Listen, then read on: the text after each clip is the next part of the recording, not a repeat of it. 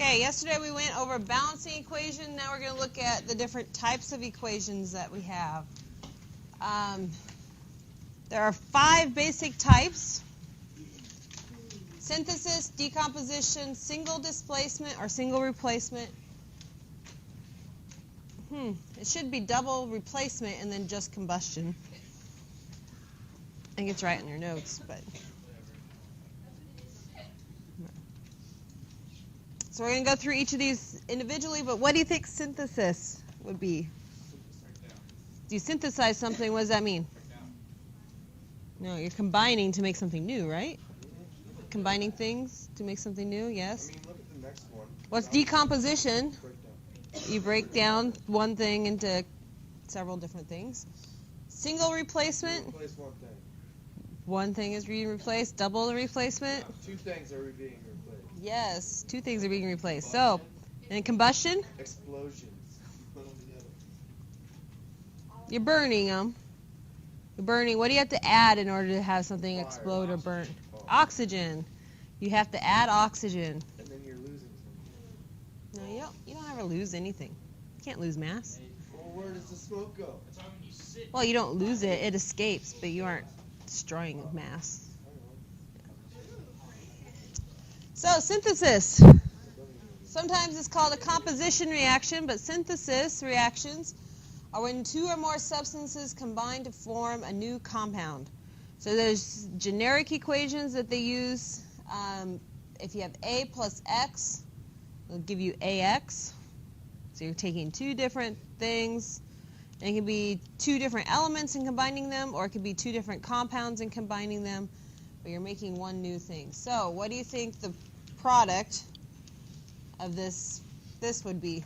The magnesium plus oxygen. What? Well, what's magnesium's charge? A 2 plus, and O is 2 minus, so what would be our formula? Just MgO, yes. But you're going to have to add. But now we're going to have to balance it. So once we have our formula, we have a formula MgO.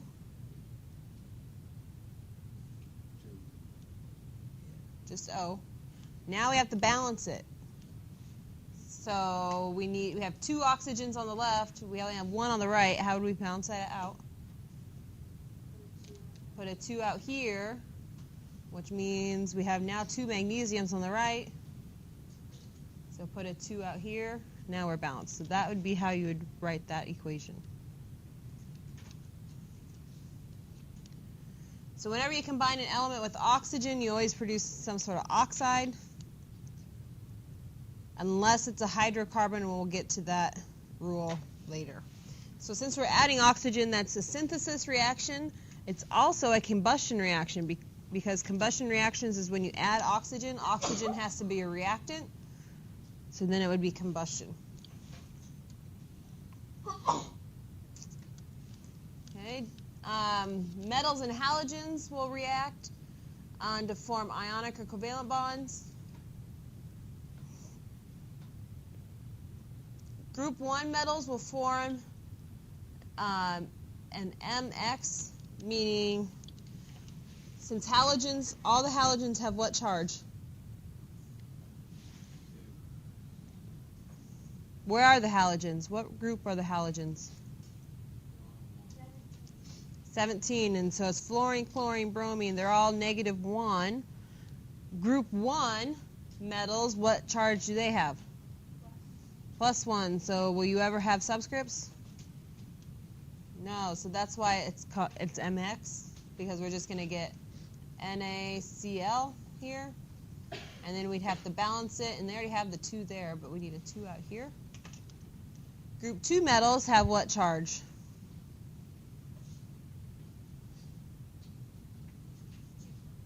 +2, and if they're reacting with halogens, we said halogens have a plus or a -1, so we're going to always have a 2 subscript here, so we would have MgF2 as our formula, And is it balanced? Yep, it's already balanced.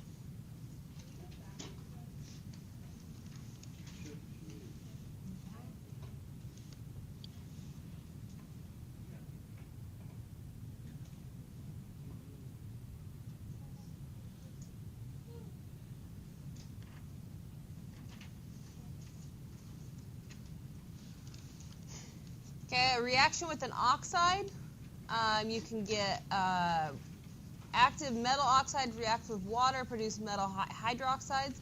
So here's an example of we have actually two compounds that are reacting together to form a single compound, so that is still a synthesis reaction. Students that are going out to CCC for the compass test, would you please report to the office at this time?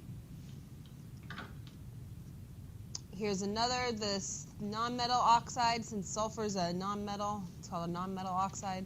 When it reacts with water, that produces an acid. But again, we're having two compounds combining together to form a new substance. Decomposition is when we have the single compound and it reacts to produce two or more substances. Basically, it's the opposite of a synthesis reaction. When we look at that generic equation, we have AX yields A plus X. So we're taking one compound and splitting it into two or more. And almost always you have to have energy added to that system in order to get that decomposition to occur. And the energy can be in the form of heat or electricity. It's like if you want to break apart water, that's called electrolysis. We use electrolysis, and so we use electric current passed through water will produce hydrogen gas and oxygen gas.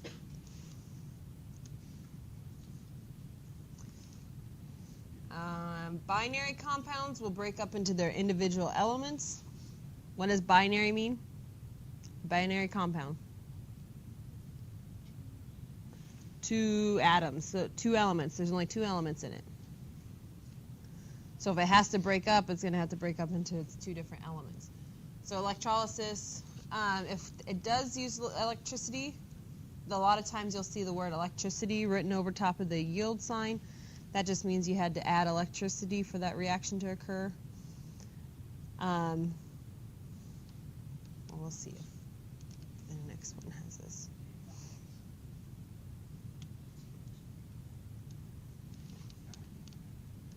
Metal carbonates produce metal oxides and carbon dioxide when heated. And this little triangle sign, that means heat's added. So if there's a triangle sign over top of the yield sign, that means that it was heated. Metal hydroxides will produce a metal oxide and water when heated.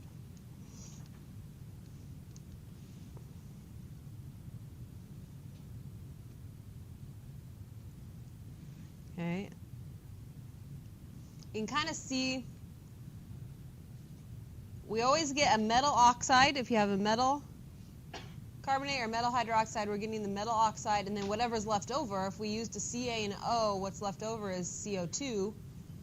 Here, if we used a Ca and O, what's left over is H2O, so you can kind of tell what's going to be produced there.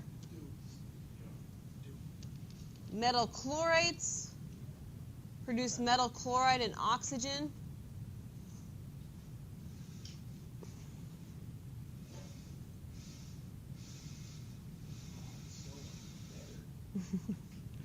Thank you, Easton.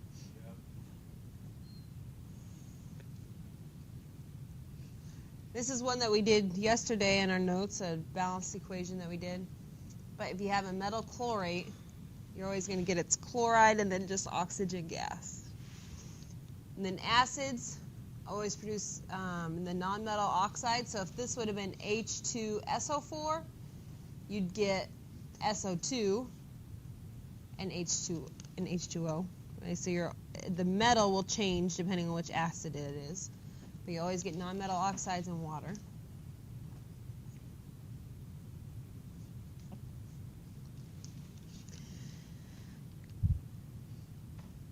Okay, single displacement reactions. One element replaces a similar element in the compound.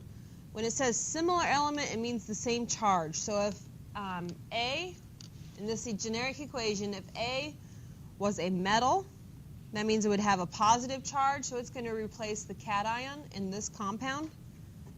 If A is a nonmetal, that means it's going to have a negative charge as an ion, so it would replace the anion in the compound. So when it says the similar element, it's talking about charges. So cations replace cations, anions replace anions.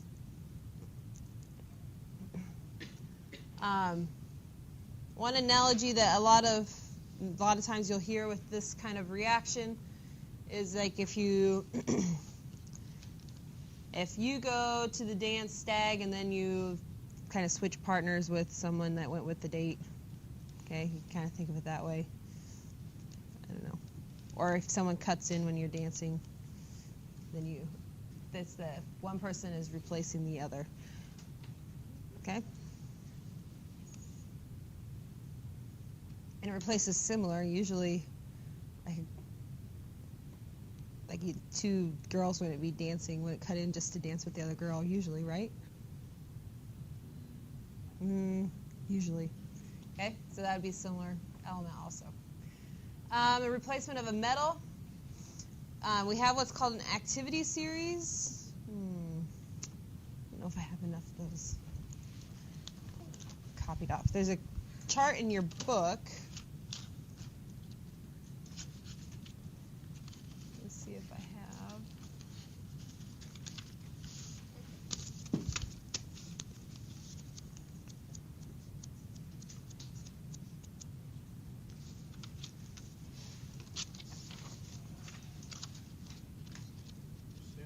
Oh, yeah.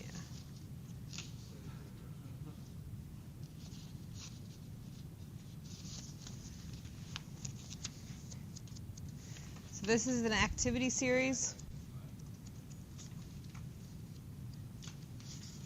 4, 5.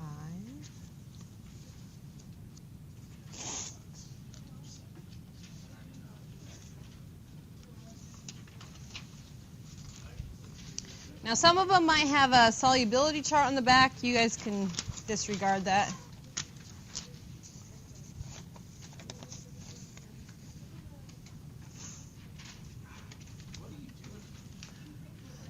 But how you use that,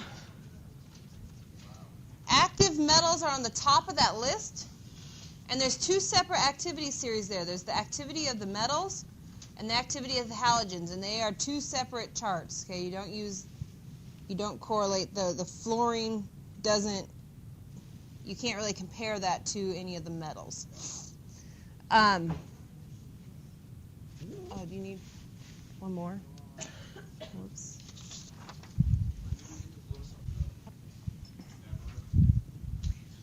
The most active metal, so that most active metal is on the top of that list. So lithium is the most active metal. It will replace a least active metal in the reaction. So the top metals will replace anything below it. So if we look at this example, we have aluminum is trying to replace, is reacting with lead nitrate. Will aluminum try to replace lead or nitrate? Lead, because aluminum is a 3+ ion, so it's going to replace the cation, which is the lead. So now we look at our activity series, find aluminum and find lead. Is aluminum more active than lead? So is it higher on that list than lead? Yes, so it can replace lead. So you would have a reaction and you would get lead now is by itself because it got moved off, and then aluminum is now bonded to nitrate. Does that make sense, the activity series? Now what if it was lead is reacting with aluminum nitrate? Can lead replace aluminum? No, lead is not higher than aluminum, so there'd be no reaction. And the only time you use that activity series is when you have single displacement reactions. Oh, here we go. And so let's predict if these next two equations will occur. So aluminum plus zinc chloride. Aluminum is going to try to replace what? Zinc or chlorine? Zinc, because aluminum's a 3+ ion. So it's a cation. It's going to replace the cation. So can aluminum replace zinc? Yes, aluminum's higher than zinc on that chart. Okay, so what are we going to get?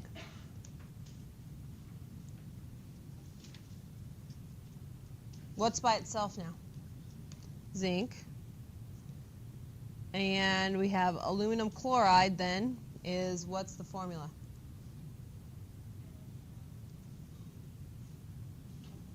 Cl. Aluminum has what charge? 3+, so it's an AlCl3. So now we have to balance it. Our chlorines are the only one that is not balanced. So how would we balance the chlorines? 2 in front of what? Oh.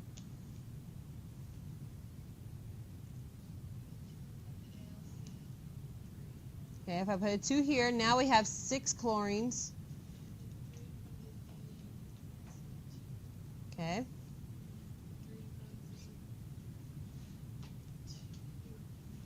Yep, there you go. So once we balance the chlorines, you notice there's going to be 3 zincs, so we need to add a 3 in front of the zinc on the right. There's 2 aluminums, and so we need a 2 on the left. What happens to Cl2? The 2 is there because zinc is a 2+ charge. So now, Disregard Al, the charge. no, that's why there's a 3 here, because the Al has a 3+ instead of a 2+. No, it's Cl has a 2+. So where's No, that Cl is a -1. So that's why there's no subscript on aluminum. Right? And how about cobalt plus sodium chloride? Cobalt is a metal, so it's a cation. It's going to try to replace what? Sodium or chlorine? Sodium. Can it replace sodium? No. Cobalt's lower on that activity series than sodium. So all you would write here is no reaction.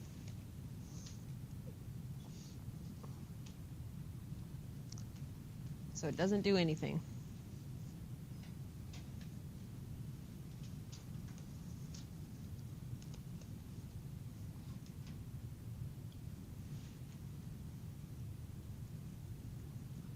Okay. Let's try these.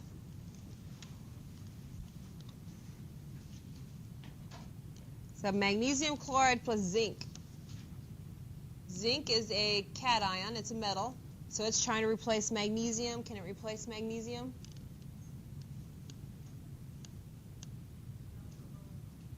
Zinc is lower? Okay. So there'd be no reaction.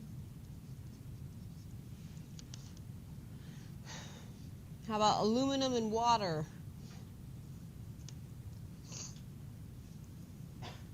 It's higher than H2. Now, and read with water, whenever it reacts with water or oxygen or something, read the little sentence that's right next to it. It says it reacts with steam and acid. So is that H2O? Is this steam? How do you know? Because it's gas. So it does react. So we're going to get aluminum oxide. So let's figure out what the charge or the formula is for that.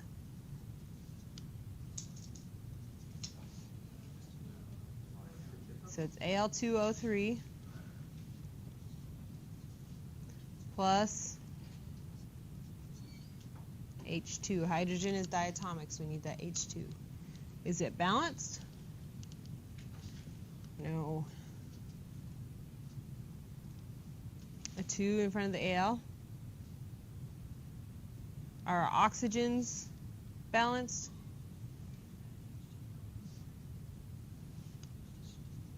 Yep. There we go.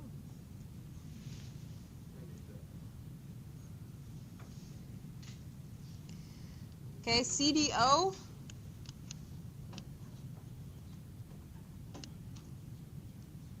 Okay, is this a single displacement? What kind of reaction is this probably going to be?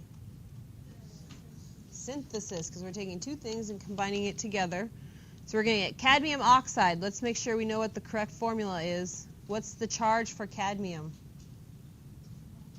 2+, and oxygen is 2-, so what's going to be our formula? CdO. Is it balanced? No. What do we need here? 2 here and 2 here. Yep. Good. Okay, this last one, iodine plus potassium fluoride. Okay, iodine is, this is a single displacement because we have a single element reacting with a compound. But iodine, is that an anion or a cation? It's a halogen, which means it's going to be an anion, right? Negatively charged. So is it going to replace potassium or fluorine? Fluorine this time. Since it's a negative charge, it's going to replace the anion. This is an example of the halogen replacement. So now look at the bottom where you see the activities of halogens. Fluorine's higher, so can iodine replace fluorine? No. So there would be no reaction.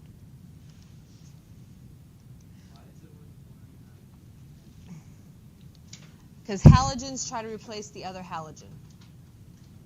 It won't replace the metal. Why is it like Al2O3 instead of like AlH2? Why do you have to go to 2O? Because aluminum is a positive charge, and it's going to replace the positive charge, and that's hydrogen. Hydrogen's the +1. Oxygen's -2. Or if you read next to aluminum, read on that chart. Yeah. Doesn't it say it reacts with steam forming an oxide? No? It replaces the hydrogen. Okay. So it's going to replace the hydrogen.